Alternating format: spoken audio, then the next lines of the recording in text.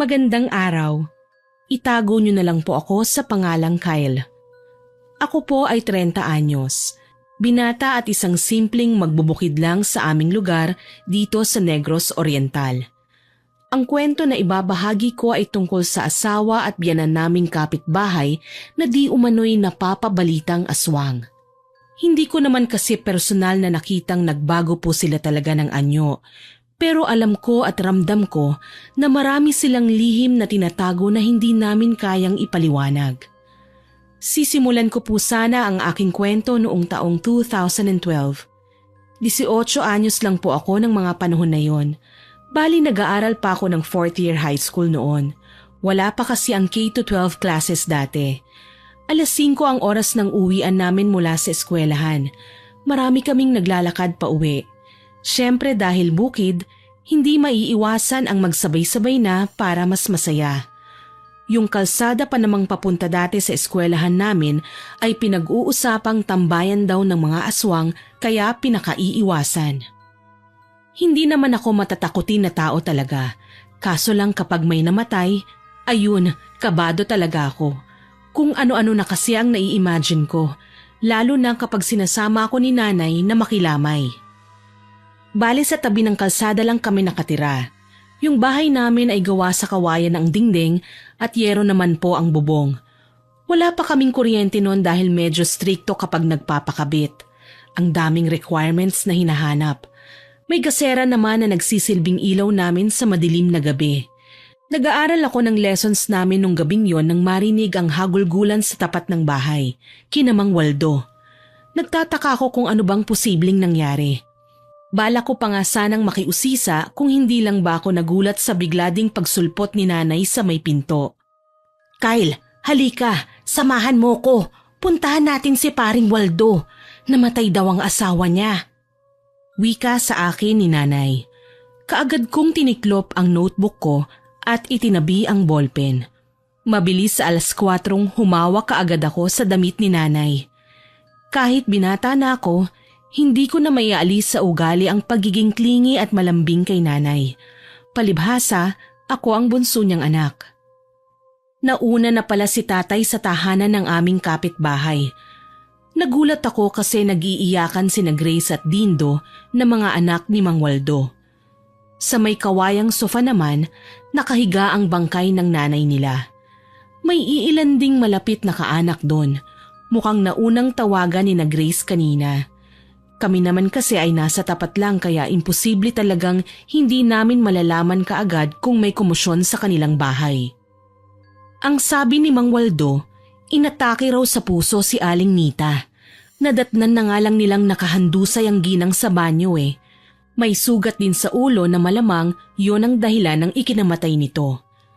Nakisilip ako sa bangkay at nakita ko parang malambot ito, parang hindi patay. O namamalikmata lang ba ako nang mapansing may onas o katiting ng dahon ng saging na dumikit sa kanyang balat habang pinaglalamayan? Mapera ang mag-anak ni Mang Waldo kaya mabilis na naasikaso ang burol ni Aling Nita. Mga 3 araw lang siyang nanatili sa bahay nila at ipinalibing na kaagad. Pero hindi ko akalaing dito na ako makakapansin ng mga kakaibang bagay na bilang isang butihing kapitbahay ay hindi ko na sana dapat pa binibigyang pansin. Madalas kong makita si Mang Waldo na kumakain sa labas ng kanilang bahay.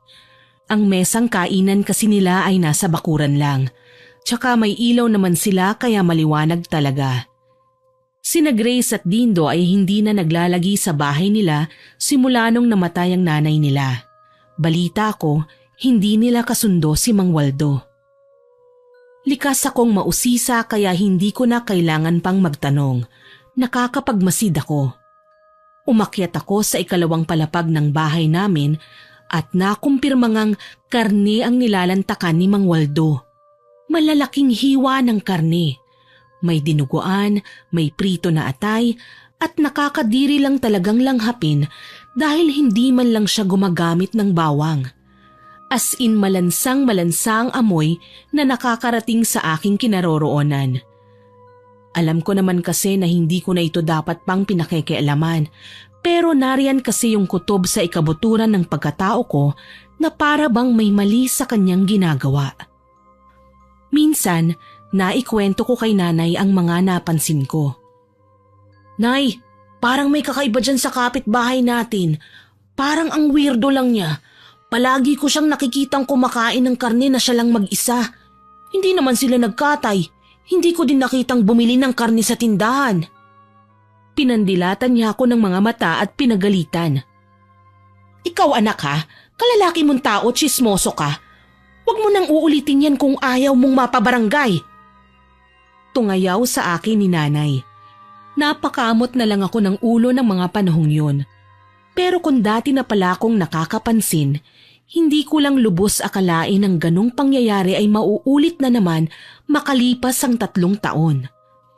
21 anyos na ako nang maikasal na naman si Mang Waldo sa kanyang ikalawang asawa na pangalanan na lamang nating Lucy. Dalaga si Lucy kahit may edad na. Mabait at may magandang trabaho. Isa siyang teacher sa isang public school sa aming bayan. Palangiti, mabait at magalang. Namatyagan ko ang lahat ng yun, lalo na nung ikasal sila ni Mang Waldo nung lumipat na sila ng nanay niya sa bahay ng lalaki. Nagsama sila bilang isang pamilya, kaso lang hindi sila biniyayaan ng anak. Para hindi naman sila gaanong malungkot, nag-alaga sila ng mga hayop kagaya ng baboy, kambing at baka. Sa pagkakaalam ko ay may 2 kapatid si Aling Lucy na sa syudad nakabase. Nagpupunta ang mga ito kina Mang Waldo tuwing may okasyon. Pinaka naintriga lang talaga ako nung umuwi ako mula sa taniman namin ng mais at maringgan sila na nagtatalo. Unang pagkakataong naranasan ko na may nakaaway si Mang Waldo dahil nga hindi nila ugali na mag-ingay at hindi sila sanay sa iskandalo. Dala ng may pagkatsismoso din ako, pinakinggan ko ang kanilang pagtatalo. Hindi nila ako napansin na lumibot sa mayayabong tanim nilang tubo. Sa pinagtataguan ko, mas malinaw kong naririnig ang kanilang pinagtatalunan. Umiiyak si Lucy na para bang ikamamatay niya ang bagay na yun na pinagtatalunan nila. Bakit naman kasi ganun, Waldo? Sabi ko naman sa'yo itira mo sa akin ang atay ng kambing na pinakatay natin. Bakit nauna mo pang kinain? Inis na wika ni Aling Lucy na sinagot naman kaagad ni Mang Waldo. Sumisinghot-singhot ang babae at mukhang nagpupunas na ng luha. Pambihira, para atay lang ng kambing nakikipagtalo ka sa akin. May iba pa namang partiryan May puso, may dugo. Ganting sumbat naman ni Waldo. Humikbi na lang si Aling Lucy na binagsak ang pinupunasang plato. Hindi ko alam nung mga panahong yon kung ano ba ang dapat kong maramdaman. Laman loob lang naman kasi ang pinagtatalunan nila. Kung tutuusin, maliit na bagay lang yun na pilit nilang pinalalaki. Kaya naman hindi na din ako nagtagal pa sa pakikinig. Kaagad na akong umalis, lalo na't natatanaw ko si Aling Pasing na nanay ni Aling Lucy na pauwi na rin galing sa taniman nila ng mga gulay. Pagkapasok ko sa bahay, kinausap ko si nanay. Sinabi ko sa kanya ang mga narinig ko. Umiling siya at nagkomento na wag ko na lang daw pansinin. Sa muli kong pagsilip sa bintana, nagulat ako na parang bati na naman sila kasi magkaangkas na sa motor at mukhang aalis. Hindi na sila nakauwi nung gabing yon kaya naisip ko na baka sa syudad sila natulog dahil may bahay din naman doon si Mang Waldo. Nang mga sandaling yon, alam kong si Aling Pasing na lang talaga ang naiwan doon dahil wala naman doon ang mga anak ni Mang Waldo sa unang asawa. Pagsapit ng hating gabi, nagising ako sa mga kaluskos mula sa katapat na bahay. Ni hindi man lang ito kinahulan ng aso. Pero dahil ilang metro lang naman ang distansya ng bahay ni Mang Waldo, kahit nga mga yapak na ginagawa nila ay naririnig ko. Bumangon ako para malaman kung ano bang ginagawa ni Aling Pasing. Maliwanag ang buwan noon, bilog na bilog at malinaw kong nakikita sa kalangitan. Saktong napagawi ang tingin ko sa bahay ni Mang Waldo. Ang style nga po pala ng bahay nila ay parang kubo lang, pero mababaw ang sahig, bali may space sa ilalim o silong para sa mga alaga nilang manok. Sa may hagdan, Nakita ko si Aling Pasing. Nakadungaw doon sa ilalim. Napakunot noo ako. Para kasi siyang may kinakausap pero mahina lang ang boses niya, kaya kailangan kong mas lapitan pa siya. Nagkunwari akong naiihi at lumabas ng bahay. Maingat ako. Halos hindi nga maririnig ang mga yapak ko. Nang makapwesto na ako sa lugar, narinig ko ang mga sasabihin niya, literal na kinilabutan ako. May kinakausap nga siya sa silong. Ang pinagtataka ko lang, bakit kailangan sa ilalim ng bahay nila Ron ang sino mang bisita nila? Bakit hindi pinatuloy sa loob ng bahay o kahit sa mesang kainan man lang para komportableng maupo? Sa dami ng tanong na naglalaro sa isipan ko, isa lang talaga ang pinakatumatak sa diwa ko. Yon ay nang lumipad ang kausap ni Aling Pasing. Ikinampay ang may kalakihang pakpak at saka nawala. Natulala ako sa aking nakita. Hindi ko masabing ibon ang nagmamay-ari ng pakpak na yon dahil napakalaki ng bultong hugis tao ang nakita kong anino sa iniwan niyang pwesto. Imbis katatapos ko nga lang umihi ay naihina naman ako at sa pagkakataong yun nabasa na ang suot kong shorts. Pagtayo ni Aling Pasing ay halos tawagin ko na ang lahat ng santa at santong kilala ko nang lumingon-lingon siya. Para bang sinisigurado niya na walang nakakita sa ginawa niya. Dasal ko nga rin lang talaga na wag niya akong makita. Halos hindi ako huminga para lang pati pintig ng puso ko, wag na niyang marinig pa. Pumasok si Aling Pasing sa bahay nila at saka ako nakahinga ng maluwag. Kaagad akong pumasok din sa bahay at ginising sina tatay. May pagkamahilig ang ama ko sa kababalaghan kaya nakinig siya sa kwento ko. Kaso lang, sapak naman ang inabot ko kay nanay. Pareho daw kami ni tatay na mahilig pumasok sa gulo. Kung may makita man daw kami, dapat ay tahimik lang. Huwag nang magsalita ng magsalita at kadalasan kung sino pa daw ang huling nakakaalam ng balita ay siya pang kawawa. Lahat kasi ng binawas at dinagdag sa kwento ay sa taong yun na nga ibibintang. Nangatwiran ako kay nanay at sinabi kong totoo talaga ang nakita ko. Ang sabi niya, kahit na daw, kung may mapansin man akong kakaiba sa mga kapitbahay namin o sa kahit na sinong tao, mas mabuti pa raw na wala akong pagsasabihan. Hindi ko na din kinulit pa si nanay, kahit sa totoo lang para naman talaga siyang may nalalaman. Kinaumagahan, naging bisita namin si Tom. Isang magbubukid na kaklase ng isa sa mga ate ko nung high school. May mga galos at kalmot siya sa katawan. Nagulat kami nang isalaysay niya na pinasok daw siya ng aswang kagabi.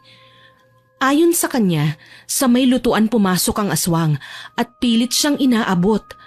Ilang beses na raw siyang binabalikan Ikatlong pagpapakita muli ng aswang sa kanya kagabi, kaya hindi na niya napigilan ng sarili at napilitan na siyang lumaban.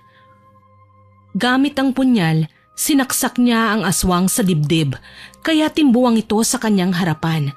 Nagulantang siya nang matamaan ng liwanag ng buwan ng mukha nito.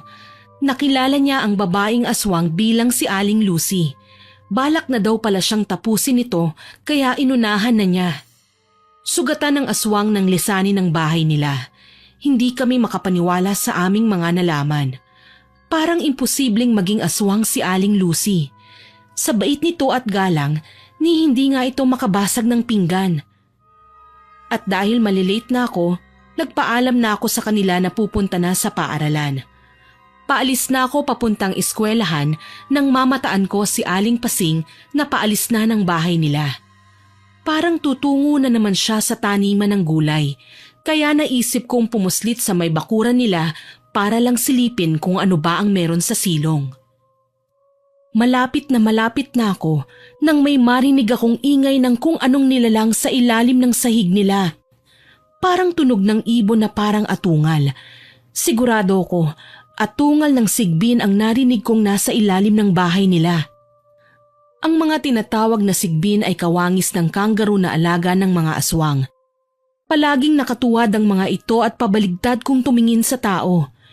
Hindi ko na napagtakhan kung meron sa bahay nila ang ganong klaseng nilalang dahil nakatambak ang uling at kalabasa sa tabi-tabi na alam kong kinakain ng nilalang na ito.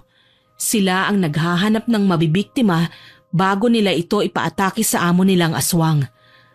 Sinubukan kong tumawid pa sa privacy ng pamilya dahil naniniwala ako na wala naman talaga sila doon. Kaya ganun na lamang ang pagkataranta ko nang marinig ko ang pagtawag sa akin ni Aling Pasing. Animoy nahihintakutan. "Boy, teka, trespassing na yung ginagawa mo ah. Bakit ka pumasok dyan?" Sunod-sunod pa nitong wika kaya hilaw akong napangisi sabay hanap ng rason na pwede kong idahilan. Mabuti na lang nasabi ko sa kanya na may nakita kong ahas na pagapang-gapang sa kalsada at pumasok sa ilalim ng bahay nila. Kaya ako nakalusot. Tumangu-tango na lamang si Aling Pasing sabay sabing buti daw at hindi ako natuklaw. Ewan ko ba, parang iba naman ang nais niyang ipahiwatig nung mga sandaling yun. Kaya nahihiyang nagpaalam na ako at dumiretso na sa eskwelahan. Hindi ko na nabigyang pansin pa ang pagbukas ng pinto at paglabas ni Mang Waldo na naroon lang pala sa loob at mukhang alam na ang ginagawa ko. Kinahaponan, ibinalita sa akin ni Nanay na patay na daw si Aling Lucy. Basta na lang daw hinimatay habang nagsi-CR sa isang kainan at kailangan daw naming makilamay ngayon dahil wala naman silang ibang makakasama, sina Mang Waldo lang at Aling Pasing. Sa totoo lang, naguguluhan na ako sa mga pangyayari.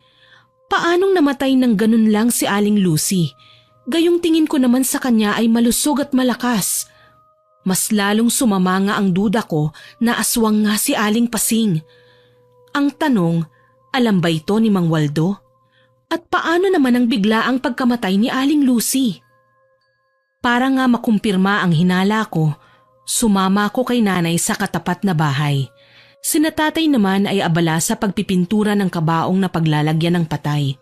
Hindi pa kasi uso sa amin noon ang magpaembalsamo ng namatay na kaanak. Kaya kinabukasan, ililibing na din daw kaagad si Aling Lucy. Ibang-iba sa ginawa sa unang asawa ni Mang Waldo na si Aling Nita. Na pinaembalsamo na daw niya pero sabi naman ng mga anak niyang nakakwentuhan ko, hindi raw talaga dinala sa punerarya noon ng nanay nila. May nagpunta lang daw na tao sa bahay nila at tinurukan ng gamot ang bangkay para wag mamaho. Kakaunti lang ang nakikipaglamay. Siguro mga malalapit na kaanak lang tapos kaming kapitbahay. Nariyan si Grace at Dino. Si Aling Pasing nakapagtatakang abala sa kusina at parang hindi naman malungkot. Naisip kong magmatsyag habang nakikipag-usap si Nanay. Nagkunwari akong naiihi kaya naituro sa akin ang banyo. Binati ko pa nga si Aling Pasing na noon ay nasa lutuan. Para bang may hinahalo sa malaking kaldero. Habang kunwaring nagbabawas, narinig ko ang mga yabag ng paang papunta sa kusina. Maya-maya pa ay nagsalita ang bagong dating na nakilala ko bilang si Mang Waldo. "Nay, naitago niyo ba?" Tanong nito na ikinakunot ng noo ko. Pero sumagot si Aling Pasing. Pabulong nga lang, ngunit abot naman sa kinaroroonan ko. "Ang alin, anak?" "Yung kinuha ko po sa katawan ni Lucy. Baka naman inasinan niyo yun, ha?" Bakit ko naman aasinan? Paano natin kakainin kapag may asin?" Angil ng ginang. "Naninigurado lang. Nasan nga?" Tanong ni Mang Waldo. "Oo, nasa pitsil sa may banggera. Yung kulay blue. Huwag ka nalang maingay baka marinig tayo. Nasa loob pa naman ng banyo si Kyle." Wika naman ng matanda. Napalunok ako habang iniisip ko kung ano bang kanilang pinag-uusapan. Mabuti na lang walang tao nang makalabas na ako. Tila ba may boses na bumubulong sa akin na tumbukin ko ang banggera. Nasa sulok yon at hindi kaagad nalalapitan ng kahit sino. Kabado kong sinilip ang laman ng pitsyel na kulay blue. May malaking atay sa loob nun na sigurado kong hindi atay ng baboy o kambing at maski na nga ng kalabaw o baka. Dahil nga nasa klase namin ang tungkol sa pag-aaral namin sa mga internal organs, nahihinuha kong atay yun ng tao. Dagdag pang lumukod kaagad sa aking pagkatao ang matinding lansa kaya naman nagmamadali akong inilapag ang pitsyel sabay labas ng kusina. Nagtatakbo ako palabas at doon nagsuka. Nagtaka sina Nanay at Tatay sa akin pero hindi ko naman sinabi sa kanila ang dahilan. Siguradong mapapagalitan ako kapag nalaman nila. Sa may sagingan ako dumuwal dahil nakakahiya namang magkalat sa bakuran ng aming kapitbahay. Medyo nahimasmasan na ako nang marinig kong may tumawas sa aking likuran. Parang nangaasar na parang nangungutya. Paglingon ko, nakita ko si Aling Pasing. Parang ewan na nakalagay ang magkabilang kamay sa likuran at isinasayaw-sayaw ang katawan, kagaya ng madalas kong makita sa mga bata.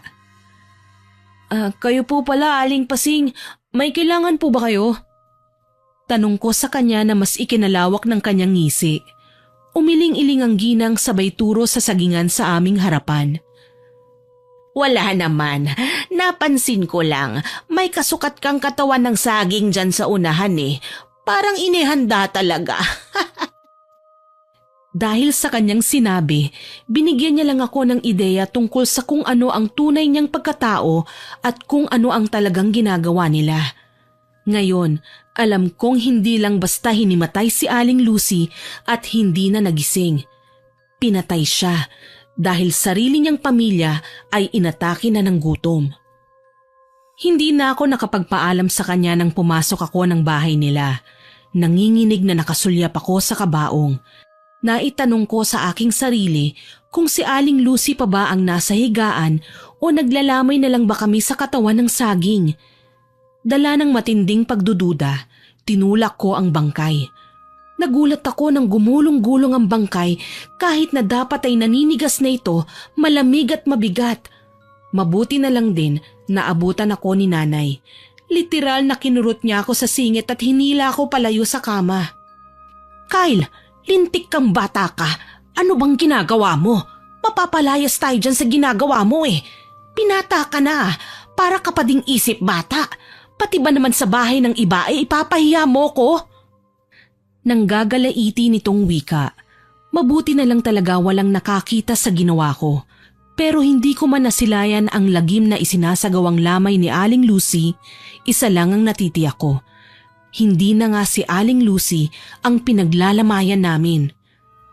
Bago pa man may makarinig, pinauwi na ako ni nanay. Natatakot ako sa aking natuklasan kaya nakipagmatigasan ako na uuwi lang ako kung sasama siya o si tatay. Tsaka hindi ko sila pwedeng iwanan sa bahay ng magbiyenang aswang. Kinabukasan nga, nailibing na kaagad si Aling Lucy. Walang umiiyak o nalulungkot. Parang naglibing lang sila ng aso. Nagmamadali pa ngang umuwi pagkatapos ng pagsesemento ng puntod. Hindi na din napamisahan ang kawawang ginang dahil nga hindi naman sila Katoliko. Wala akong ibang ginawa kundi ang matyaga ng magbiyanan kahit sa bahay nila. Kagaya ng nangyari nung namatay ang unang asawa ni Mang Waldo, nakita ko na naman siyang may kinakain. Malalaking hiwa ng karne. Hindi ko naman nabalitaan na nagpakatay sila katulad ng madalas na ginagawa nila. Hindi ko din nakita na kumakain ng malalaking hiwa ng karne ang lalaki sa ibang okasyon pero bakit napaka-timing naman yata ng pagkain niya ng ganun. Hindi naman siguro nila kinatay si Aling Lucy na sana talaga wag na wag nilang gagawin kahit wala na ito. Hindi ko pa naman makakalimutan ang sinabi ni Aling Pasing na may kasukat akong katawan ng saging sa likod ng bahay nila. Wag na wag siyang magkakamaling saktan o galawin man lang ako. Kinumpronta ko si nanay kahit ilang beses na niya akong napagsabihan. Sa bandang huli, napilitan siyang magtapat na usap-usapan daw sa bayan ang pagiging aswang ng magbiyanan. Ang totoo niyan, hindi pa man na ikakasal sina Aling Lucy at Mang Waldo ay aswang na daw talaga si Mang Waldo at ito pa ang pinagdududahang pumatay sa asawa nito. Si Aling Pasing naman, kinatatakutan din sa kanilang bayan dahil sa taglay nitong reputasyon na isa daw mangkukulam pero kumakain din ng mga laman loob. Kaya para mailayo daw ako sa kapahamakan, mas maigi nang iwasan ko na lamang ang nasabing mag-anak. Lumipas ang 3 buwan. Wala na akong napapansing kakaiba sa kapitbahay. Naging busy na din ako sa pag-aasikaso ng aming mga project sa eskwelahan. Nagkataong umuwi si Ate Connie dahil birthday ko noon. Isinama niya ang mga pamangkin ko, sina Jel na 12 anyos at Kira na 8 anyos. Malilikot ang mga bata at palaging may kinakalikot kaya hindi masaway-saway ni ate. Dahil nga tradisyon na sa aming probinsya ang magtsikahan ng walang humpay tuwing nagkikita-kita ang mag-anak, nautusan ako ni ate na bantayan ang aking mga pamangkin. Silang dalawa ni nanay ay parang magkumaring ang tagal na hindi nagkita kaya hindi maawat yung mga bibig sa kasasalita. Wala akong choice noon kundi sundan ang dalawang bulinggit. Hindi nila kabisado ang bukid at baka kung saan sila makarating.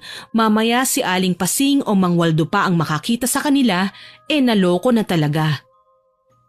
Binabantayan ko lang sila sa may kalsada habang naglalaro ng tinda-tindahan. Mga tuyong dahon yung ginagawa nilang pera, tapos mga basura ng binili naming mga biskwit, lata at noodles ang kunwaring paninda nila. Nagbabasa ako noon ng libro nang maulinigan ko ang boses ni Aling Pasing kaya napaangat ako ng tingin. Kinakausap niya ang mga bata. Hilaw akong napangisi sabay kamot sa aking ulo at sumabat na nga ako sa kanilang usapan. Aling Pasing, mga pamangking ko ho yan. Wika ko na ikinatango naman ng matanda. Natutuwa lang ako, iho. Ang tatabha kasi ng mga pamangkin mo. Wika nito kaya napamulagat ako. Kahit matanda na si Aling Pasing, nagulat talaga ako nang masaway ko siya.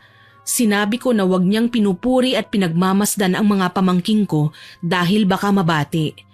Alam kong wala na siyang ibang sinabi pero nagulat ako nang umatungal ng iyak si Kira kaya napilitan akong tumayo at kinarga siya. Dinala ko papasok sa loob sabay tawag kay Jel na pumasok na din kaagad. Kinagabihan, nilagnat ng todo si Kira. Nagkagulo kaming lahat dahil nagkumbulsyon ng bata at hindi naman alam ni Ate Connie ang gagawin. Aniya, bigla naman daw ang pagkakalagnat ni Kira. Tapos may itinuturo daw itong kung ano sa bubong kaya ganun na lang ang pagkataranta ni ate. Sabi niya, ganito din daw ang nangyari sa pinsan ni Aling Lucy sa syudad na kapitbahay nila. Nilagnat ng husto si Aling Emma matapos kausapin ni Aling Lucy. Matapos ang usapang yun, nagwala na raw ang dalaga. Palagi nitong isinisigaw na nakita niya raw na nagtransform ang pinsan niyang si Lucy at naging aswang. Kaso lang, hindi raw kinaya ng katawan ni Lucy ang pagkayanggaw kaya ayun, namatay. Kinilabutan talaga ako sa nalaman ko. Napakarami ng alalahanin ang gumugulo sa isipan ko. Pero nang mga sandaling yun, galit na si tatay. Hawak ang itak, lumabas siya ng bahay at hinamon ng aswang. Wala naman kaming kasiguraduhan kung sinong aswang ba ang gumagambala kay Kira. Pero hindi naman kami papayag na saktan niya ang kung sino man sa mga pamangking ko. Kumuha ko ng asin at sinundan si tatay. Nagulat na lang ako nang maabutang may dumadaluhong nasa kanya. Isang nilalang na may malaking katawan at maitim na balat, may mahahabang kuko at magulong buhok. Kahit sa dilim, nakikita ko ng malinaw ang nanlilisik na pula niyang mga mata. Marahil yun na nga ang aswang. Pasigaw akong lumapit at sinaboy ang asin na hawak ko. Umatungal ang aswang pero hindi yun sapat. Parang ang nangaasar lang ang aswang at hindi man lang nasaktan.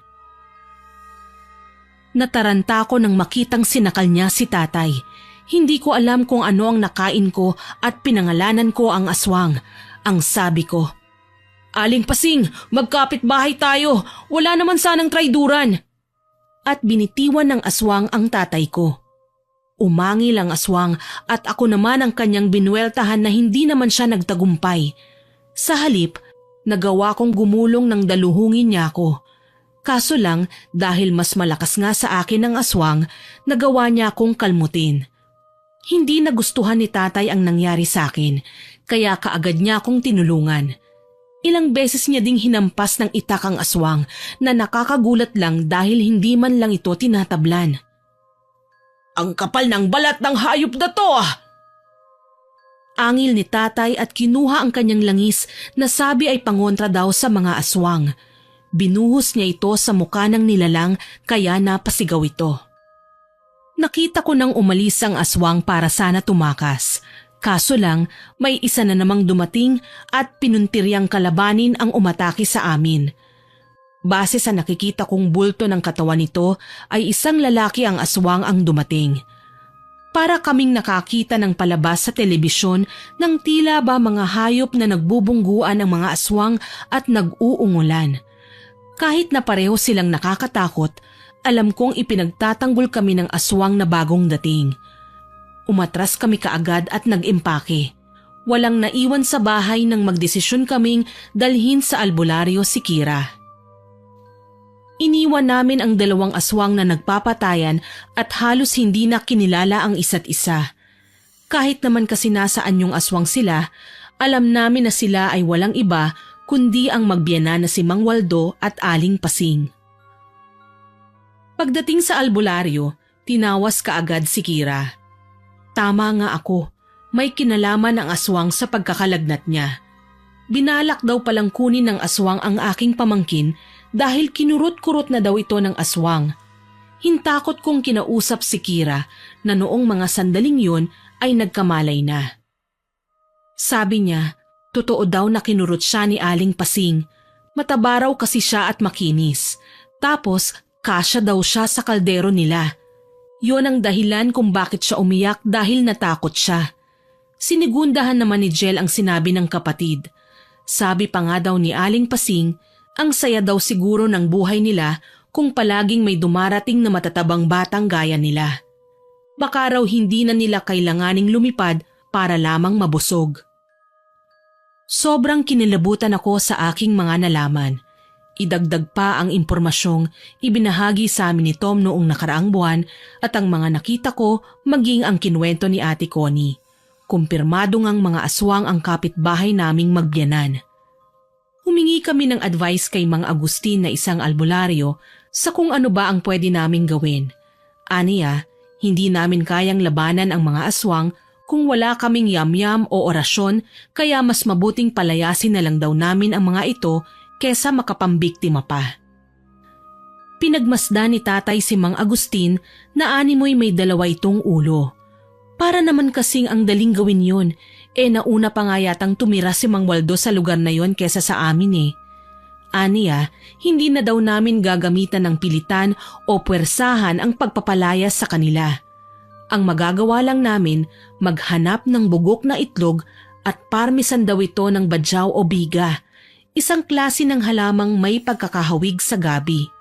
Makating-makati raw ang halamang ito na walang sino man ang nanaising makahawak man lang dito. Kailangang ibaon namin ang mga yon sa loob ng bakuran nila. Kapag naisagawa na namin ang lahat ng maayos, subukan lang daw naming makiramdam at totohanan daw ang gagawing pag-alis ng dalawa sa kanilang tinitirhan. Gumaling din naman kalaunan si Kira at nakauwi na sila Ate Connie sa syudad. Kami na lang ulit ni nanay at tatay ang naiwan sa bahay. Hindi naman namin magawa ang sinabi ng albularyo, lalo na't hindi na rin naman nila kami pinapakialaman. Sa katunayan, halatang iniiwasan kami ng dalawa. Kapag tinitignan ko naman ay nahihiya at kaagad na nagtatago saan man sila makasiksik para makapagtago lamang. Parang wala na ding rason kung papakialaman namin sila, gayong mukhang patas na din naman kami pagdating sa gantihan. Yung asin at langis na binuhos namin sa mukha ni Aling Pasing, nakikita ko sa kanyang itsura. Para siyang napaso sa kumukulong tubig. Buti na din sa kanya yon. Yan ang napapala ng mga aswang na masyadong masiba na pati mga kapitbahay ay hindi na kinikilala. Pero nakakagulat lang ang mga nangyari ng sumunod na mga buwan. Sunod-sunod ang namamatay sa aming lugar. Walang maipaliwanag na dahilan. Kesyo na stroke lang daw at inatake sa puso. Itong latest na namatay, sumakit lang ang tiyan. Pero kapag napapadalaw na kami sa mga lamay, lahat po sila ay may kwento. Kesyo nakipag-usap pa ang mga biktima kahit sino kina Aling Pasing at Mang Waldo bago pumanaw ang mga ito. Pero sa isipan ko, pumanaw ba talaga? Dumagdag pa sa alalahanin namin ang biglaang pagkasira ng bait ni Tom. Hubad-baro itong naglalakad sa kalsada. Sinasabing hindi raw patay ang mga taong nilibing namin. Mga katawan lang daw yon ng saging. Ang tunay na mga katawan ay nakagapo sa madilim na taguan ni na Aling Pasing sa ilalim ng lupa. Isa-isa raw kinakatay kapag nakakaramdam na sila ng gutom. Naaalarma kaming lahat noon. Sino ba naman ang hindi? Lalo na't sa gabi ay ilang beses na bumabangon si nanay dahil para daw siyang may naririnig na umiiyak o humihingi ng tulong sa katapat na bahay. Palaging sinasabi ni tatay na guni-guni niya lang daw yon at hindi dapat siniseryoso. Ang kaso lang, mas tumindi ang hinala namin na may kinalaman nga sina Aling Pasing at Mang Waldo sa mga nangyayari dahil madalas namamataan ang lalaki sa madidilim na bahagi ng tulay o sa kalsadang likuran na tinatawag naming sangangdaan. Palagi siyang may dalang blade at itak. Minsan napapaisip ako, bakit madalas siya doon tuwing hating gabi? Tsaka aanhin ba niya ang blade? Doon ba niya itinatago ang mga biktima nila pagkatapos tagain? Halos wala na kaming matinong tulog sa tuwing may nasasagap na balita kami sa labas. Kaya muli akong nakipagkita kay Mang Agustin at tinanong sa eksaktong panuto kung paano gagamitin ang badyang at bugok na itlog. Hindi alam ni nanay at tatay ang hakbangin kong ito at wala na akong balak pa na ipaalam. Baka kasi pigilan pa nila ako at masira ang mga plano ko. Mabuti na lang hindi naging maramot ang matanda sa pagpapaalam sa akin ng tamang instructions. Sa katunayan, binigyan pa niya ako ng orasyon na sinulat sa papel na hindi ko na raw kailangan basahin pero isasama sa paglilibing ng mga bugok na itlog at halamang badyang para mas epektibo ang gagawin ko. Kinaumagahan, hinintay ko nang umalis si tatay papunta sa bukid. Si nanay naman maglalaba raw kaya nagkunwari akong masama ang pakiramdam kaya hindi na niya muna ako pinilit na patulungin. Pasulyap-sulyap ako sa bintana. At nakitang paalis ang magbiyenan pasakay ng motorsiklo. Mukhang pupunta sila sa bayan para mamili ng mga gamit sa bahay. Tamang-tama na walang makakakita sa gagawin ko. Sa dami ng tsismis na nakarating sa amin na si Mang Waldo raw at Aling Pasing na lang ang nagkatuluyan, walang masasagwa pa sa kaalaman namin na sila ay kumakain ng tao at pareho silang nagkasundo na piliin ang maging aswang. Ito lang talaga ang pinakaayaw ko dahil hindi pala totoo ang kasabihang mas maigi ng may kapitbahay na aswang kesa sa magnanakaw. Dahil ang aswang pala kapag kumati ang lalamunan, dadaluhong na lang bigla para may maipantawid gutom sa kumakalam na tiyan. Nang masigurado kong ako na lang ang naroon ay kaagad kong tinawid ang distansya ng bahay namin papunta sa bahay nila. Wala nang hintu-hintu pa nang magkalkal ako ng lupa at agarang itinanim ang badyang pati na ang bugok na itlog na nakuha ko sa kulungan namin ng manok. Hindi na ako nag-aksaya pa ng panahon. Mabilisan ko pa itong tinakpan tsaka ako nagmamadaling tumalon patawid sa aming bahay. Kinakabahan at pawisan akong nakahinga ng maluwag. Akala ko talaga mahuhuli na ako pero napagtanto kong mukha pala akong magnanakaw sa ginagawa ko. Kinahapunan, kampante akong nakapwesto sa balkonahe namin habang umiinom ng kape. Nakita kong dumating na ang magbiyenan. Saktong kalalapit lang din ni nanay sa akin. Siya man ay nagtataka na makitang balisa ang dalawa habang palakad-lakad sa bakuran. Parang may hinahanap. Napangisi ako. Ang nailibing kong bugok na itlog ang hinahanap nila. Yun ang alam ko. Pero nakahalo ito sa mga halaman nila kaya hindi nila yun mabunot kaagad. Nagdududang tumingin sa akin si nanay. Tinanong niya ako kung may kinalaman ba ako sa nangyayari pero ngumisi lang ako. Si tatay na alam na ang nangyari ay nakipag-apiran na lang sa akin sabay sabing napakatapang ko raw para gawin ang sinabi sa akin ng albularyo. Lumipas ang 2 araw. Inalok ni Mang Waldo sa isang kakilala niya ang lupain niya kasama ang bahay. Nagkaroon kaagad ng bilihan at umalis sila nang hindi man lang nagpapaalam. Marahil hindi na talaga nila magawang magtagal sa bahay nila dahil sa pangangati at pagkalanghap ng mabahong amoy ng bugok na itlog. Huling balita namin, Nasa kabilang bayan nakahanap ng bagong pangkabuhayan si Mang Waldo. Dasal namin wag na sana silang mambiktima pa at itigil na nila ang pang-aaswang. Hanggang dito na lamang po. Maraming salamat sa pakikinig at more power po sa inyong channel. Heto naman po ang ating ikalawang kwento. Magandang araw po. Ako si Elena, 34 anyos, isang tindera ng isda dito sa aming lugar sa Bai City. Isa po akong byuda. Ang kwentong ibabahagi ko po sa inyo ay nangyari noong 3 taon na po ang nakakaraan. Bali ang trabaho ng aking yumaong asawa ay tricycle driver po. Tapos nag-aaral pang pareho sa elementarya ang 3 kong anak.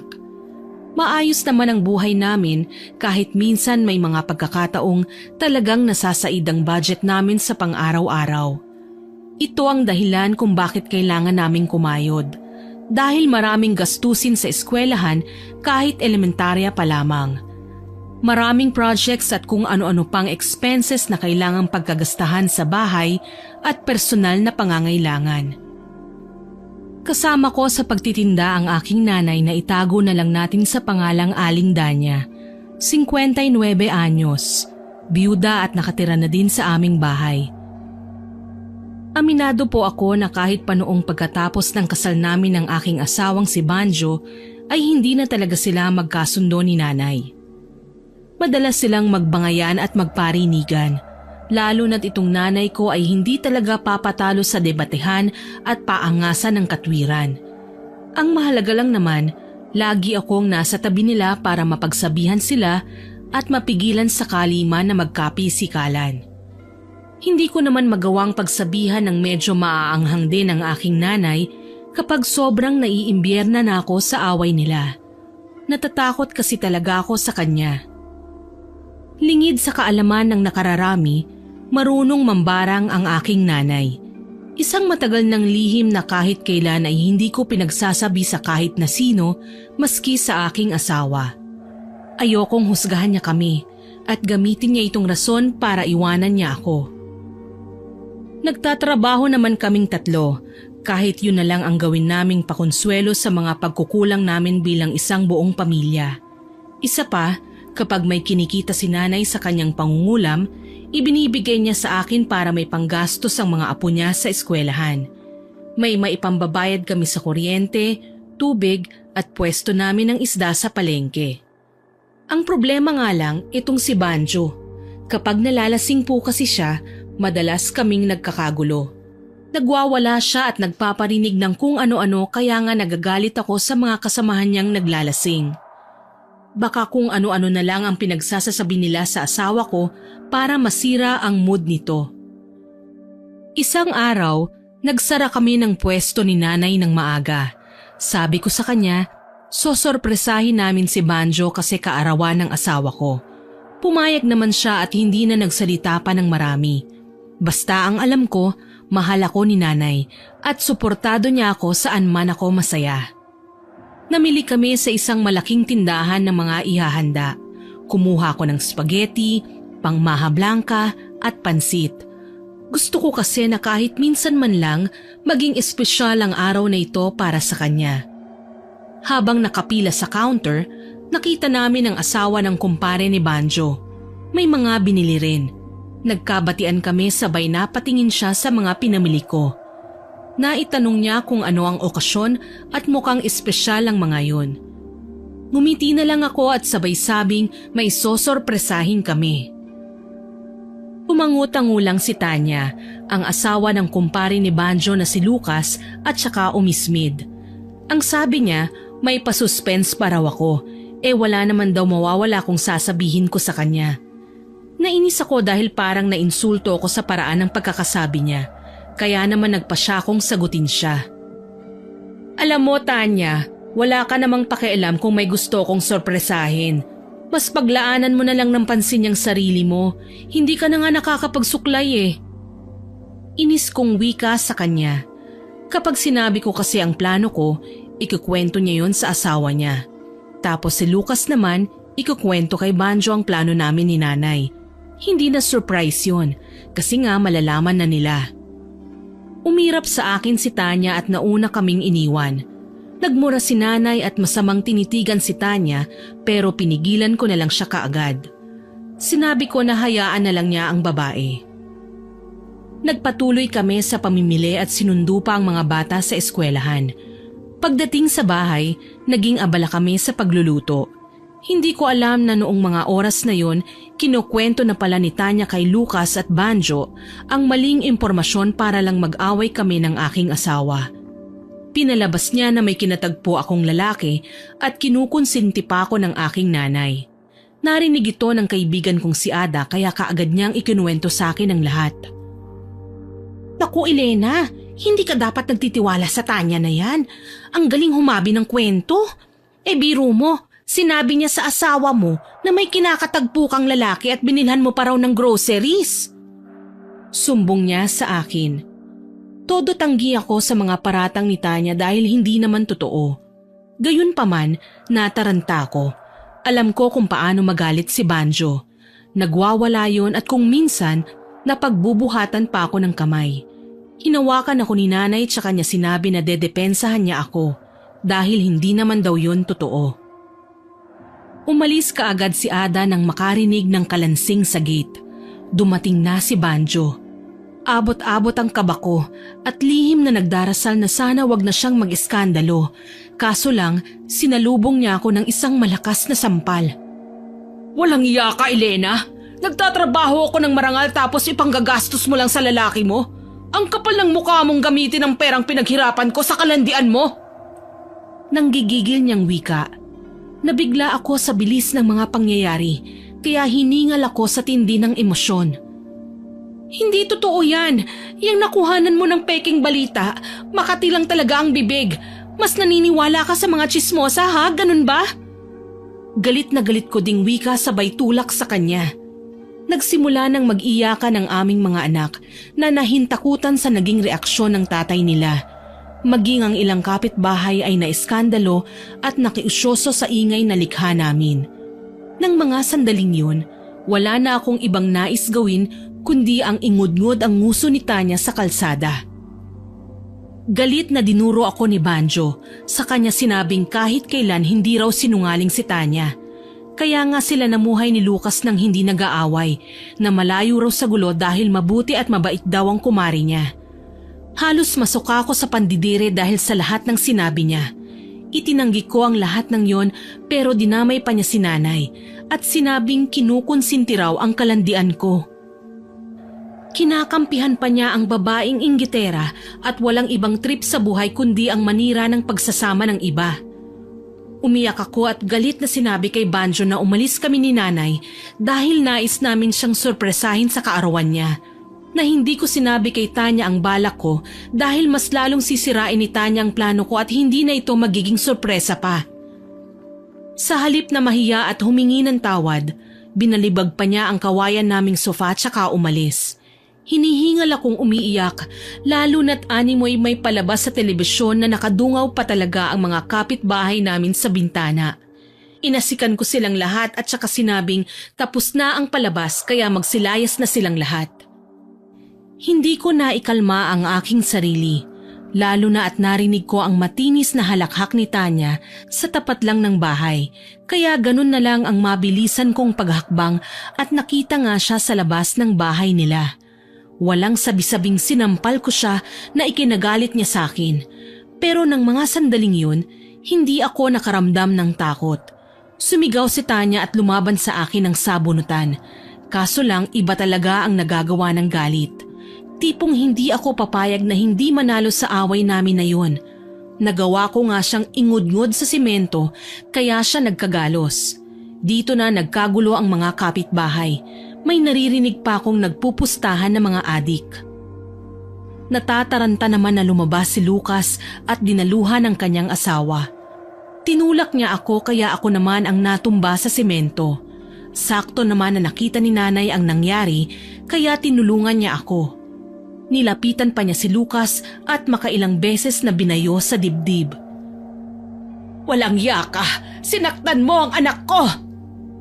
Singhal ni nanay pero binalya siya ng lalaki sabay dinuro. Rendahan mo yung anak mo nang hindi makapanakit ng iba. Away nilang mag-asawa nang dadawit pa ng iba. Wika niya kaya tumayo ako at galit na binato ng tsinelas ang asawa niya. Nang dadawit? Ang asawa mong may makatiang dila ang dahilan ng pag-aaway namin. Tapos ngayon kami pa ang sisisihin mo? Ikaw ha, Tanya? Kung may delikadesa ka, bakit kailangan mong gumawa ng kwento? Walang yakang babae ka? Hindi na ako magtataka kung dumating ang araw maging kabit ka ng iba. Ang lakas mong gumawa ng kwento, kaaawaan kang talaga. Gigil na gigil kong wika sa kanila. Hinila na ako ni nanay noon at pinagpepiestahan na raw kami ng mga tao. May nagbabayaran na nga ng pustahan dahil alam nila kung sino ang mananalo. Kaya naman tumigil na rin ako at hinayaang nagsalita si nanay. Kung ayaw nyo naman pala ng gulo, iwasan nyo ang gumawa ng kwento. Mamaya niyan magsugat yung bibig nyo sa kada dada. Wika niya at hinila na ako papasok sa bahay. Iyak lang ako ng iyak noon, lalo na't hindi umuwi si Banjo buong gabi. Ni hindi ko alam kung saan siya nagpunta o kung sino ang mga kasama niya. Maging si nanay ay hindi ko napigilan ng magpunta sa kwarto niya. Magpapahinga daw siya ng maaga, pero duda ko talaga kung yun nga ba ang gagawin niya. Basta ang alam ko, nakatulog ako sa labis na sama ng loob at nagising ng madaling araw sa sigaw na nangyayari sa kapitbahay. Nagwawala si Tanya dahil na-stroke daw si Lucas. Kinailangan na dalhin sa ospital ang lalaki kaya ginising ang ibang kilalang kapitbahay. 3 sa mga kalalakihan ang tumulong. Dinala daw sa ospital kaagad ang lalaki. Hindi ko na alam ang nangyari dahil bandang 7:00 ng umaga ay nakauwi kaagad sina Tanya at Lucas. Ayon sa nasagap kong balita, hindi raw pwedeng i-confine sa ospital si Lucas dahil walang findings ang doktor. Base sa check-up na ginawa sa kanya, ay wala namang kakaiba sa kanya. Ito ang dahilan kung bakit pinauwi sila. Hindi makapagsalita si Lucas. Namagaraw ang dila nito ayon kay Ada na pasimpleng tsismosa din naman. Natawa ko kahit papano. Nasabi ko pa, buti nga sa kanila. Sabi naman ni Ada na instant karma daw ang mga etsyosera kong kapitbahay. Hindi na nga ako nagsalita noon. Pero alam ko naman na si nanay ang may kagagawan nun. Kaso lang, hindi ko kaagad napagtanto na ang ginawa niyang pagkulam kay Lucas ay wala na palang bawian. Makalipas ang 1 linggo, malaki na ang ipinagbago ni Lucas. Ang dating malusog at maskuladong katawan nito, naging butot balat na. Nanlalaki din ang mga mata at halos lumuwa pa. Ang mas nakakadiri pa, nagsusugat ang labi nito na parang matutuklap na. Hindi ako kailanman nakadalaw kina Tanya dahil hindi kami okay. Pero yung asawa kong si Banjo, halos araw-araw sa bahay ng kumpare niya. Palaging minomonitor ang kalagayan ng kaibigan. Ewan ko nga lang ba kung si Lucas talaga ang inaaligid-aligiran niya. Baka kasi dahilan lang niya yon para makalapit kay Tanya. Grabe kung ipagtanggol niya ang babae na yon. Nakakaselos. Para kasing nanlalamig na siya sa akin itong mga nakaraang araw. Kapag tinatanong ko naman siya, lagi niyang sinasabi na wag ko raw siyang pag-iisipan ng masama. Wala daw siyang ginagawang ikasisira ng pamilya namin. Nagtiwala din naman ako sa sinabi niyang yon. Palagi kong nakikita na paalis-alis si Tanya at pumupunta sa albularyo. Hindi na daw kayang gamutin ng doktor ang kanyang karamdaman kaya hindi ako nakatiis at nilapitan ko sila. Pwede ko bang makita ang bibig mo, Lucas? Mahinahon kong tanong sa kanya. Pumayag ang lalaki at nahihiyang ngumiti sa akin. Para bang nagsisisi siya sa ginawa niyang pagkonsinti sa asawa niya at sa pagtulak sa akin. Nagpapasalamat na lang din ako na hindi bayolente ng mga sandaling yon si Tanya. Kinausap niya ako ng maayos. Sinabi ang findings ng doktor nitong nakaraang check-up uli nila. Cancer daw ang sakit ng lalaki, dala ng walang tigil nitong paninigarilyo. Nahindik kasi ko nang makitang buhay pa nga si Lucas ay nabubutas na ang kabilang pisngi niya at nakikita ko na ng malinaw ang buto sa bungo niya. Nangangamoy malansa din ang lalaki. Naaagnas at may nana sa butas na tinatakpan niya. Napaatras ako. Maging ang dila niya ay tinubuan ng mga ugat. Nagsisitayuan ang balahibo ko sa katawan habang naaalala ko ang itsura ng bibig niya. Pinatakpan ko na lang kaagad at hindi na ako nangulit pa. Pero nangati talaga ako sa labis na panghihilakbot. Kaya nagpaalam ako sa kanya na papasok na ako sa bahay. Hinanap ko kaagad si nanay. Alam kong kalabisan na, pero gusto kong bawiin na niya ang ginawa niya sa kumpare ni Banjo. Natuto na din naman kasi sila ng leksyon. Alam kong hindi na nila uulitin ang mga bagay na ginawa nila sa akin. Pero pinanlisikan lang niya ako ng mga mata. Kapag daw binawi niya ang kulam na ibinaon niya sa katawan ni Lucas, mas lalo kaming madidiin na siya ang kumulam sa kanila. Nag-alala ako dahil baka humantong na sa mas malalang sitwasyon si Lucas. Naaawa na din ako sa kanila. Literal na naubusan sila ng lahat-lahat, lalo na't si Lucas lang naman ang nagtatrabaho para sa kanila. Hinintay ko na umalis si nanay sa kwarto niya, tsaka ko hinalungkat ang kanyang mga gamit. Kaso lang, hindi ko yun mahanap. Natatakot ako na dumating ang panahon, matuklasan ni Banjo ang lihim ni nanay. Ayoko nang muli pa silang magkagulo. Naging tahimik ako buong araw at minatyagan si nanay. Mabuti na lang talaga nagpaalam noon si Banjo. Natanggap siya sa bagong inaplayan. Magtatrabaho din siya sa gabi para may dagdag allowance daw ang mga bata sa school. Sa Sabado pa ang uwi niya dahil stay-in sila sa pinapasukan niya bilang security guard. Malapit na din kasi ang closing exercises at hindi sa pagmamalaki pero matatalino ang mga anak namin. Lahat sila ay walang mintis pagdating sa honor roll. Nagawa kong bantayan ang lahat ng kilos ni nanay. Alam niya na binabantayan ko siya dahil namataan ko siyang nililipat ang mga gamit niya sa kung saan. Kaya para makasigurado, naghintay ako na sumapit ang gabi para masundan siya sa kanyang pupuntahan. Pagkatapos nga namin maghapunan, nagpaalam si nanay na mauuna na sa kanyang kwarto. Mabilisan kong inasikaso ang mga bata at pinatuloy ko na nang wala na akong ibang ginagawa. Pinakiramdaman ko siya. Bandang 11:00 nang lumabas ng kwarto si nanay.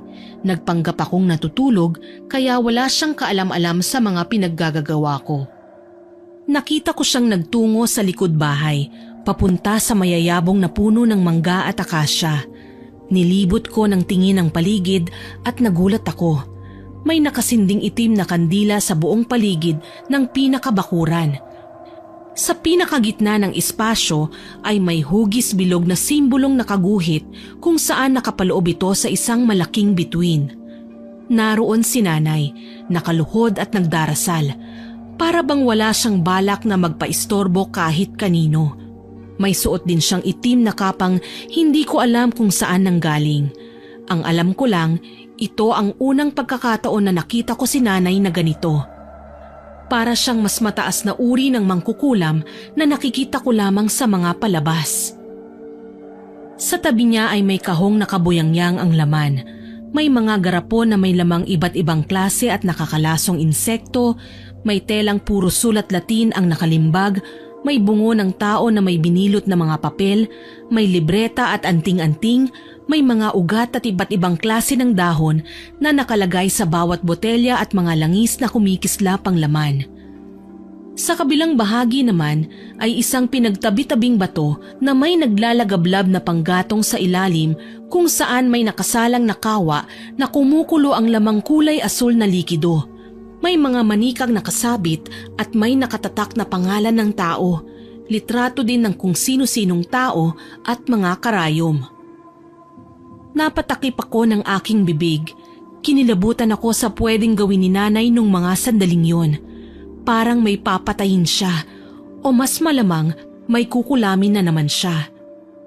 May malaki at makapal namang libro sa gitna kung saan ito ang pinagkakaabalahan niyang basahin. Hindi ko maintindihan ang bawat katagang binibigkas niya. Sumasakit ang ulo ko sa pilit na pag-intindi habang napatitig. Umaasa akong babawiin niya ang kulam lalo na't may hawak naman siyang krusipiho. Yun nga lang ay nahindik ako nang makitang baligtad ang pagkakagamit niya rito. Nasa puko ang aking dibdib dahil sa labis na takot. Hindi ko alam kung dapat ba akong mapanatag pa sa aking nakikita, lalo na't hindi na normal ang mga bagay na nakikita kong ginagamit niya. Sinubukan ko siyang lapitan, pero nagbago ang isip ko. Umatras ako at nagdalawang isip sa kung ano ba ang susunod na hakbang ko. Hindi ko sinadyang makalikha ng ingay nang may masipa akong lata, kaya halos mapaihi ako sa labis na takot nang maging marahasang paglingon ni nanay at nasilayan ko ang kanyang asul na kulay na mga mata. "Nanay?" Tanging nasabi ko na ikinatayo niya. Nilapitan niya ako at tinitigan ng maigi. "Anak, ang isang mangkukulam ay hindi marunong magpatawad. Alam mo bang pwede nilang ibalik sa atin ang lahat ng karamdaman na binigay natin sa kanila?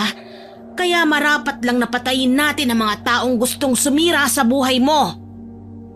Nanlilisik ang mga mata niyang wika. Hindi ako nakapagsalita kaagad. Para bang umurong ang dila ko. Tinalikuran ako ni nanay at sinabing wag na wag akong manggugulo. Ito na nga ba ang kinatatakutan ko? Ang maging matindi ang pagnanais niyang maghiganti na hindi na niya iniisip kung makatarungan pa ba ang pagnanais niyang makaganti. Napalunok ako. Pakiramdam ko na walan ako ng lakas sa aking nakita. Para bang isang hindi tao si nanay base sa kanyang itsura. Nangingitim ang kanyang mga kuko, katulad din ng pangingitim ng kanyang labi na uhaw sa dugo. Wala naman akong intensyong guluhin siya. Ang gusto ko lang ay malaman kung ano ba ang totoong plano niya dahil kinikilabutan ako sa ginagawa niya. Maya-maya lang, dinampot niya ang isang litrato ng babaeng kilala ko, si Tanya. Nagsimula na namang maghorementado ang dibdib ko.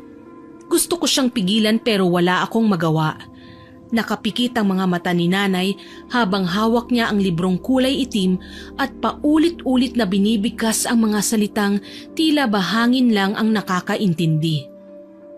Mas lalong nanlamig ang aking buong katawan. Naramdaman ko ang pamamasa ng aking suot na pantulog. Palatanda ang napaihi na nga ako sa labis na takot. Napaantanda ako habang naririnig ang paulit-ulit niyang pag-usal ng mga banyagang salita hanggang sa marinig ko ang banayad na ihip ng hangin. Mula sa mahina hanggang palakas ng palakas, nangangalit habang iwinawasiwas ang bawat sanga ng malalaking punong nagsisilbing hamog niya sa maliwanag na buwan. Sinamaan niya ako ng tingin. "Huwag kang magdasal, tonta! Hindi umaabot dito ang kapangyarihan ng Panginoon ko!" Anya sa boses lalaki. Kinilabutan ako sa paraan ng pagkakasabi niya. Muli na naman siyang umusal ng ritual. Bawat kataga ay nagdala ng kakaibang kilabot na nagpatindig ng aking balahibo. Napansin kong dumilim ang paligid nang takpa ng makakapal na ulap ang liwanag na dapat sana ay hatid ng bilog na buwan. Kasabay nun, namatay at muling nagsindi ang mga kandila kahit wala namang gumagalaw. Nanginginig sa takot na tutup ko na ang aking bibig habang pinagmamasdan siyang dinampot ang makinis na punyal na yari sa kung anong klaseng diamante at iginuhit ang talim nito sa kanyang palad. Napapikit ako ng mariin nang makitang pumatak ang kulay pulang likido sa litrato at librong magkatabi. Sa pagkakataong ito, hindi lang si Lucas ang binigyan niya ng karamdaman, pati na si Tanya. Nagkagulo nga kinabukasan sa aming kalye kagaya ng inaasahan. Nagising kami na may mga tumubong butlig sa katawan ni Tanya. Mas masahol pa sa nakuhang karamdaman ni Lucas. Ang kanyang braso at hita ay nagsugat-sugat at halos hindi na makitaan ng matinong balat. "Tulungan niyo ako! Maawa naman kayo, ayoko ng ganito. May nararamdaman na nga ang asawa ko, pati ba naman ako magkakaroon din ng ganito?" Umiiyak niyang wika kaya hindi ko maiwasang aluin siya kahit na alam kong hindi ko dapat ginagawa. "Tahan na, Tanya. Walang may gustong mangyari niyan sa'yo. Kung gusto mo, tutulungan kita." Sabi ko subalit tinulak lang ako ng babae.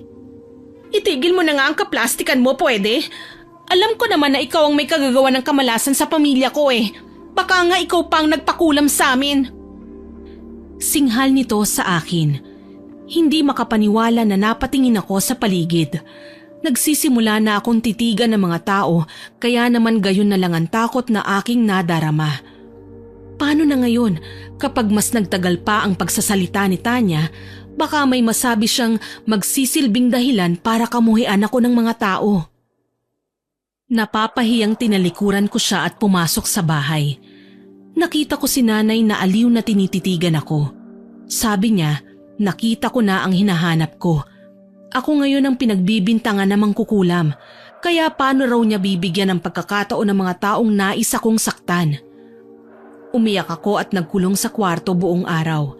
Hindi ko man lang pinansin si Ada na binabalitaan ako ng kung ano-anong nasagap niyang balita sa labas. Kesyo daw nakita niya si Tanya na nagnanaknak na ang buong katawan sa dami ng nana. Nalalanghap na raw ng maraming tao ang lansa mula buo niyang katawan at nilalangaw na din siya kapag nakatambay sa labas. Kinikilabutan pa nga raw si Ada kapag napapatingin sa bawat sugat niyang may lumalabas na nana sa bawat piga. Halos hindi na ito mabakante ng mga langaw.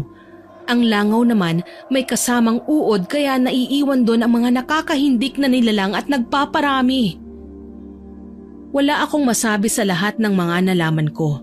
Nawalan na ako ng gana na ipaglaban ang aking sarili dahil wala din namang makakaintindi. Ako pa din ang lalabas na masama. Kagaya nga ng aking inaasahan, pag-uwi ni Banjo ay galit na galit niya akong sinugod. Parang napaso ng nagniningas na baga na nagtatakbo si Ada dahil sa takot na madamay. Hayop kang babae ka! Singhal niya sa akin sabay sakal kaya wala akong magawa kundi pigilan ang kamay niyang humihigpit ang hawak sa leeg ko. Hindi ko alam kung anong klaseng balita na naman ang nasagap niya sa labas ng aming bahay at ganito na lang siya kagalit. Banjo, hindi ako makahinga! Ano na naman bang ginawa ko? Naiiyak kong wika sa kanya. Galit niyang sinabi sa akin na nagsumbong sa kanya si Tanya. Kinulam ko raw siya. Anong klase daw akong asawa at nagawa ko siyang ipahiya sa mga kaibigan niya? Dahil sa narinig ko ay nagkaroon ako bigla ng lakas at tinuhod siya sa pagkalalaki niya. Nanginginig na dinuro ko ang kapitbahay namin at emosyonal na umiyak. Diyan ka magaling sa pagkampi mo sa kanila. Paano naman ako, Banjo? Nagagawa mo pa akong saktan dahil lang sa mga hayop na yan? Anong klase kang asawa? Nanggagalaiti kong sigaw. Bago pa man makasagot si Banjo, narinig namin na nagsalita si nanay. Isa siyang pariwara at masamang klase ng asawa. Bakit? Dahil matagal ko nang alam ang kalokohan ni Banjo, anak. Hindi ko lang masabi-sabi sa'yo dahil ayaw kitang masaktan. Ni hindi nga natakot na pinagbantaan niya ako eh. Ngayon, hindi ko na kayang manahimik pa sa mga pinaggagawa niya. Kabit niya ang Tanya na pinagtatanggol niya sa'yo ngayon. Deklara ni nanay na labis pumunit sa aking puso. Sumama ang tingin ko kay Banjo. Nagpakabuting asawa at ina ko ng mga anak namin pero ito ang igaganti niya. Ang gawin akong masama at mukhang inapi ko ang kabit niya. Tama nga ako sa sinabi ko dati na kabit niya si Tanya kaya niya ipinagtatanggol. Napakawalang yani lang talaga. Dahil sa labis kong galit, binayo ko siya at pinagtutulak palabas ng aming bahay. Tutal may ambag din naman ako sa pagbili ng lupang kinatitirikan nito at sa pagbili ng materyales ng tahanan namin, mas maigi nang palayasin ko siya. Ang ambag niya rito ay kabayaran na ng lahat ng panlolokong ginawa niya sa akin. Tutal may kabit ka naman, makitira ka na sa kanila. Magsama kayong mga marurumi at mga baboy. Mga hayop kayo! Niloko mo ko! Minahal kitang hinayupak ka! Sigaw ko kaya naalarma na naman ang mga marites sa kalye namin. Muli para silang nakakita ng live scene sa telebisyon dahil sa ingay na gawa namin. Lagi na lang ganito, lagi na lang may eskandalo. Hindi man lang nagtangka si Banjo na humingi ng tawad sa akin. Parang natuwa pa nga siya na pinalayas ko eh. Nagsisisigaw pa siya na hindi magbibigay ng sustento sa aking mga anak kaya niyakap ako ni nanay. Ang sabi niya, kaming dalawa na daw ang bahala sa mga anak ko. Huwag ko nang asahan pa ang asawa ko. Gaano man kasakit ang sinapit ko ay pinilit kong magpakatatag. Sinipagan ko ang pagbebenta ng isda at dinoble ang higpit pagdating sa aking pamilya. Walang sino man sa aking mga anak ang pwedeng lumapit o makipag-usap kay Banjo nang hindi ko pinapayagan. Matuling lumipas ang ilang araw. Kumalat ang balitang sabay daw na namatay si Tanya at Lucas. Hindi na kinaya ang karamdamang dumapo sa kanila. Marami ang natuwa dahil marami din silang nagawa ng atraso sa mga kakilala ko. Pero marami din ang nailang at natakot sa akin. Wala nang ang nais na lumapit sa akin, maliban kay Ada. Siya pa din ang naghahatid sa akin ng mga balita. Medyo huminto na si nanay sa pagtitinda ng isda, pero napansin kong bumalik siya sa pangungulam. Mas malaki pa nga ang kita niya kesa sa akin eh. Akala ko okay na siya sa ganon. Ang kaso lang, nakatatak na din pala sa kanyang isipan ang gumanti sa aking asawa. Nagising na lang kami isang araw na nasa harapan ko na naman si Banjo. Panay ang hingi ng tawad at nagmamakaawa sa akin. Gusto niyang makipagbalikan. Ang problema lang, may karamdaman siya. Lumobo ang tiyan niya. Palaging may kabag. Hindi ko tuloy alam kung ano ang ginawa ni nanay. Pero nasisiguro kong may kinalaman siya sa pangyayaring ito. Dahil kasal pa naman kami ni Banjo kahit papaano, wala akong ibang nagawa kundi ang tanggapin siya.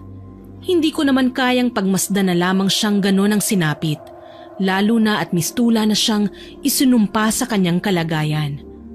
Nakakalungkot lang talagang isipin na kung kailan nangyari na ang mga bagay na hindi inaasahan, tsaka pa magtatanda ang mga taong marami ng sinaktan. Tsaka pa nila naisip na may mga bagay talaga sa mundo na hindi na nila kayang kontrolin pa, katulad ng kulam. Kasi kung wala silang kinatatakutan, hindi sila magbabago ng ganito. Masakit para sa akin ang sinapit ng pamilya namin, pero anong magagawa ko? Ito na yata ang nakaguhit sa aming kapalaran. Ayun nga lang, isa sa mga nagdurusa ay ang mga anak ko. Umuwi sila sa bahay ng hapong yon na umiiyak, nagtatanong. Kinukutsa raw sila ng eskwelahan, dala ng may mga kaklase silang kapitbahay din namin. Pinag-uusapan raw sila ng mga mangkukulam. Tapos iniiwasan na daw sila ng mga kalaro nila sa takot na baka mapagdiskitahan daw nila ang mga ito. Sa totoo lang, nasasaktan ako para sa mga anak ko. Hindi sila dapat ang nagsasuffer. Hindi sila ang dapat na nahihirapan. Pero anong magagawa ko? Nangyari na ang nangyari. Siguro naman may magagawa pa ako para ayusin ang mga bagay-bagay. Sinubukan kong dalhin sa albularyo ang aking asawa. Humingi ng kahit na anong advice para sa ikagagaling niya.